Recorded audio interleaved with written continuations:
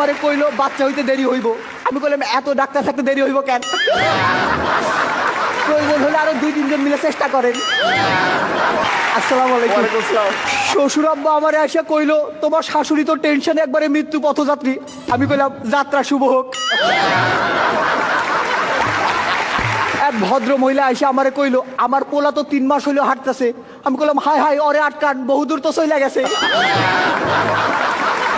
আমার বউ আমারে ডাইকা কইলো খুব টেনশন হইতেছে যদি একটা কিছু হয়। আমি কইলাম আরে একটা কিছু হওয়ার জন্যই তো আনছি।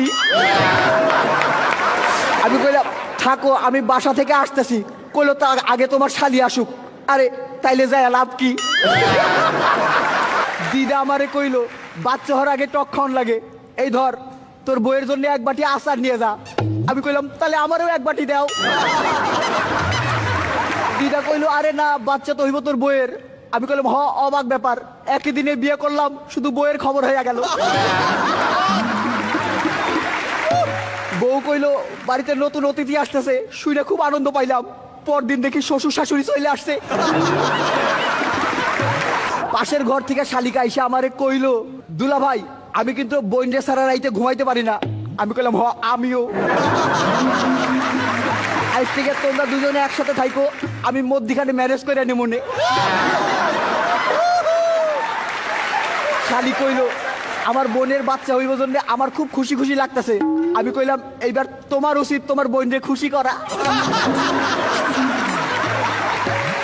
পরিবার পরিকল্পনার এক আপা আসছিল। আপা আমারে কইলো যে জন্ম নিয়ন্ত্রণের জন্য কোনো পদ্ধতি গ্রহণ করছিলেন কি? আমি কইলাম পদ্ধতি একটা গ্রহণ করছিলাম কিন্তু ওইটা নিয়ন্ত্রণের না। আপা আমার বউরে কইলো যে এই সময় ভালো মন্দ খাওয়া দরকার, আপনার কি খাইতে সবচেয়ে ভালো লাগে? আমি কইলাম ওই একটা খাবারের নাম কয়া দাও। ওইটা কইও না। আপা আমার বউরে কইলো এই সময় কিন্তু ভারী কোনো কিছু তুলবেন না। আমি কইলাম আমার ওজন খুব একটা বেশি না। আমার বন্ধু আমারে কইলো আমার শ্বশুর শাশুড়ি খুব খারাপ, মাসে 2-3 বার যাওয়া আসা করে। আমি কইলাম আমার শ্বশুর শাশুড়ি খুব ভালো, সে 5-6 মাস আগে আসছিল আর যায় নাই।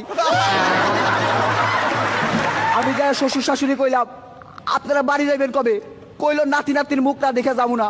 আমি কইলাম ঠিক আছে 2-3 দিনের মধ্যে একটা ব্যবস্থা করতেছি। হানিমুন থেকে ফিরেই তো বউরে হাসপাতালে পাঠানো যায় না, লোকজন কি মনে করবো, তাই বিস্তারিত একটু কইলাম। শালিরে করে রিক্সায় করে হাসপাতালের দিকে আসতেছিলাম। শালি আমার জড়াই ধরে কইলো আমার খুব টেনশন হইতেছে। আমি আরো শক্ত করে জড়াই ধরলাম, আমার টেনশন তো বেশি। হাসপাতালে ঢুকতেই ডাক্তার রে দেখা বুকটা ধীপ ধীপ করতেছিল। মাইয়া ডাক্তার রে।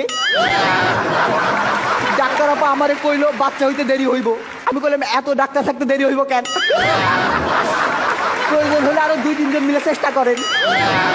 টেনশনে কাঁপতেছিল আমার হাত, নড়তে লাগলো আমার চোখ, গরম হয়ে উঠলো মাথা। আমি দোয়া করলাম যে বাচ্চা জানি দেখতে আমার মতো হয়, দুষ্টু প্রতিবেশীর তো অভাব নাই। এমন সময় নার্স আইসা কইলো আপনার একটা ছেলে সন্তান হয়েছে। আমি কইলাম এত চেষ্টার পরে একটা? দাঁড়ান বউরে খবরটা দিয়ে আসতেছি। যাইয়া বাচ্চারে তো দেখে অবাক, এতদিন পরে হইলো তাও এত ছোট। বললাম এই বাচ্চারে পাল্টাই দেন, লিক হয়ে গেছে। বাচ্চার মুখ দেখে তো অবাক, একবারে দাদুর মতো। আরে দাঁত ছাড়া যে। শালি কইলো এই যে বাচ্চার চোখ 2টা একবারে আমার বোনের মতো, কান 2টাও একবারে আমার বোনের মতো, আর যে একটা কইলো না ওইটা তো আমার মতো। আমি নাকের কথা কইতেছিলাম। আমার যে ছেলে সন্তান হয়েছে এইটা শুনেই বিশ্বাস করেন। একটা ছোট্ট প্রমাণ আছে কিন্তু তা দেখাতে পারবো না। আরে ছবিটা যে নিয়ে আসি নাই। শ্বশুর শাশুড়ি কইলো একটা ভালো ছেলে খুঁজতেছি, ছোট মেয়েটার এবার বিয়ে দিয়ে দিব। আমি কইলাম আরেকটা ভালো ছেলে খুঁজেন, আমার দ্বারাও বিয়ে দিব। পরিবার পরিকল্পনার পয়সা কইলো ভাইজান এই ভাবির স্বাস্থ্য খুব একটা ভালো না, এখন আর বাচ্চা কাচ্চা নিয়েন না।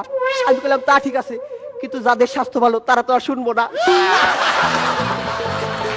বলে শোনেন, 2 বাচ্চার মধ্যে দূরত্ব রাখা দরকার। আমি বললাম ঠিক আছে, বাচ্চা আরেকটা হইলে 2টারে 2 জায়গায় পাঠাই দেবো। বলে শোনেন, বাচ্চার পুষ্টির জন্য মায়ের ভালো মন্দ খাওয়া দরকার। আমি বললাম এই তো, মেয়ে মানুষ বলে পক্ষপাতিত্ব করলেন। ছেলে হলে বলতেন বাচ্চার পুষ্টির জন্য বাবার ভালো মন্দ খাওয়া দরকার। আর সারাদিন ধরে বউ বলতেছে আজ পারফরমেন্স যেন ভালো হয়। আমি কইলাম অনেকদিন পর তো, ঠিক আছে চেষ্টা করুম নেই। আজকের মতো আসতেছি, আসি।